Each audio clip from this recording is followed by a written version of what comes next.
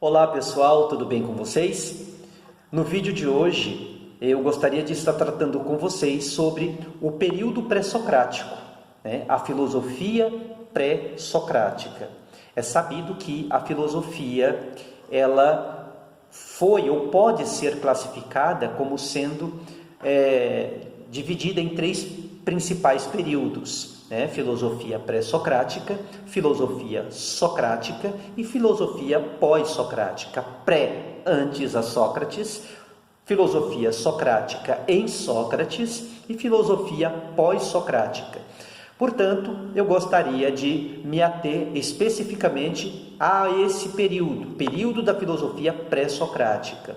Falar um pouco sobre esse período, falar um pouco sobre as suas características, de modo que compreendamos o que foi exatamente esse período e quais foram as contribuições que estes filósofos da natureza deixaram para o mundo, mesmo o mundo atual, o mundo contemporâneo, não é? Pois bem, a filosofia pré-socrática foi um período que existiu entre os séculos 7 ao século 4 a.C., e que teve ali por objetivo focar especificamente em explicações racionais e não mais mitológicas com relação à origem da natureza, com relação à origem da physis. Ou seja, é preciso que entendamos que antes dos filósofos pré-socráticos entrarem em ação para tentar explicar a origem da natureza, porque essa era a maior preocupação dos pré-socráticos, o que se tinha na Grécia Antiga era tão somente pessoas que, para explicar a origem do universo, elas se agarravam em mitos, em narrativas mitológicas para explicar como o universo havia sido criado. E alguns homens começaram então a demonstrar um certo descontentamento com relação a estas explicações que eles julgavam não serem explicações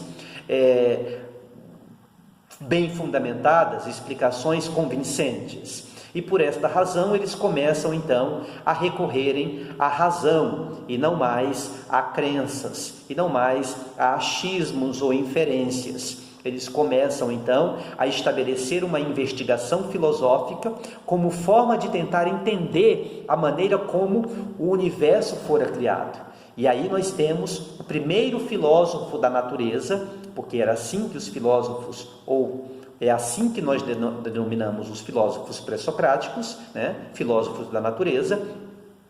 É assim que vai surgir no cenário da história o primeiro filósofo pré-socrático, que foi Tales de Mileto, onde com sua teoria tratando sobre a origem do universo, ele trouxe um elemento primordial, a água, para explicar para as pessoas que o universo passou a existir por conta da existência da água. E assim ele discorre sobre essa temática, esse assunto, de modo a explicar como o universo foi criado, como os seres passaram a se originar, seres animados e inanimados, como o macrocosmo e o microcosmo, o homem, ele foi formado, E cada um, partindo de Tales de Mileto, outros mais vieram também trazendo as suas teorias, ancorados nesses elementos primordiais, alguns com a água, outros com o fogo, outros explicando que não era o fogo a razão pela qual o mundo havia sido criado, mas era a água. Outro dizia não, é o ar. Então cada um trazia aí um elemento para tentar explicar a origem do universo, não é?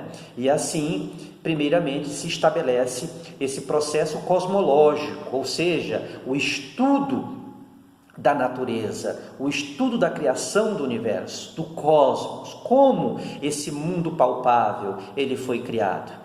Então agora se deixa a mitologia de lado e dá-se ênfase à razão. É aí que nós podemos pensar que esses filósofos, eles são, digamos, pioneiros na questão de se estabelecer a princípio a questões pertinentes à ciência, porque eles agora não estão mais preocupados em tentar explicar o universo de uma maneira puramente mitológica, mas eles estão recorrendo a elementos existentes que poderiam ser apalpados, que poderiam ser observados, e muito mais que isso, né? Fazerem uso da razão para tentar compreender e explicar com propriedade, né, a forma como a natureza passou a existir, como a physis passou a existir. Então, esse processo cosmológico, os filósofos da natureza se debruçaram sobre isto e tentaram, assim, trazer grandes e profundas explicações sobre a origem do universo, contribuindo fortemente para o avanço científico naquele período. Nós estamos falando do século VII antes de Cristo, não é?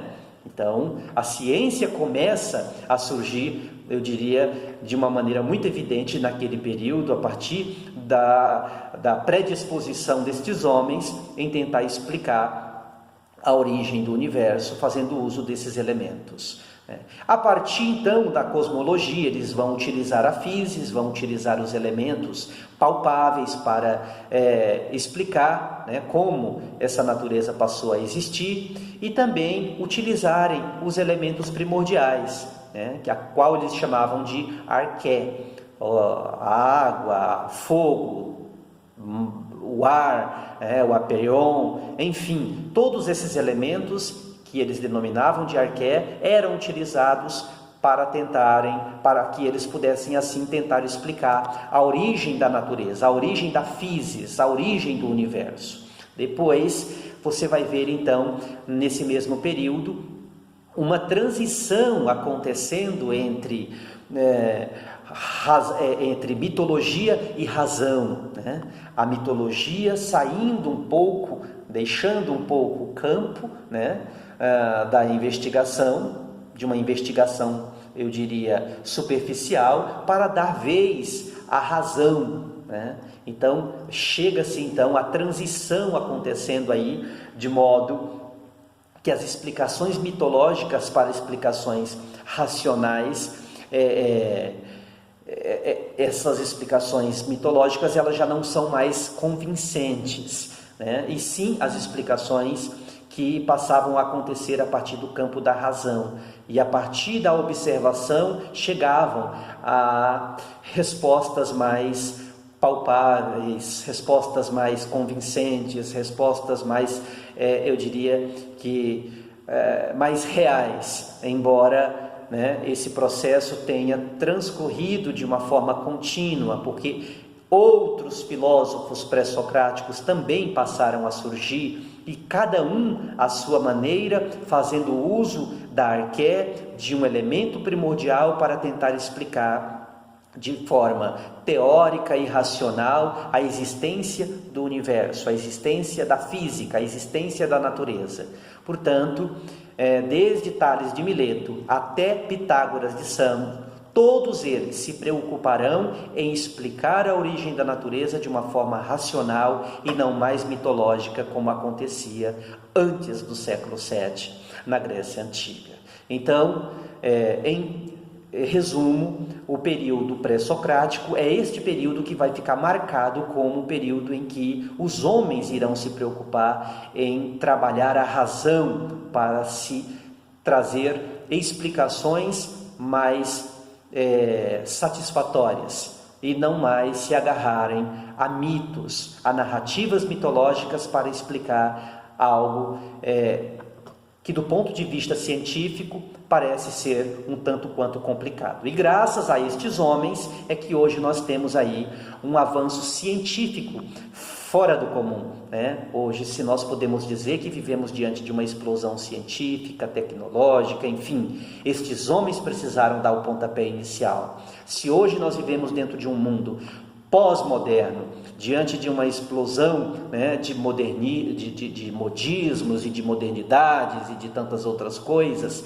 nós devemos justamente a estes homens que se prontificaram e que se predispuseram a fazerem uso, né, da razão, do intelecto, para tentar entender e compreender questões que até então não eram compreendidos, senão a partir de explicações puramente religiosas, explicações que se ancoravam a partir de crenças e de explicações que não vinham do campo da razão, eram apenas inferências, eram apenas achismos que às vezes estavam ligadas até mesmo à questão da própria fé. Portanto, este período ele vai ficar marcado no cenário da história justamente por conta da existência destes homens que se destacaram e que merecem o nosso reconhecimento. Dito isto, fico por aqui e desejo a todos vocês um bom descanso. Até outro dia.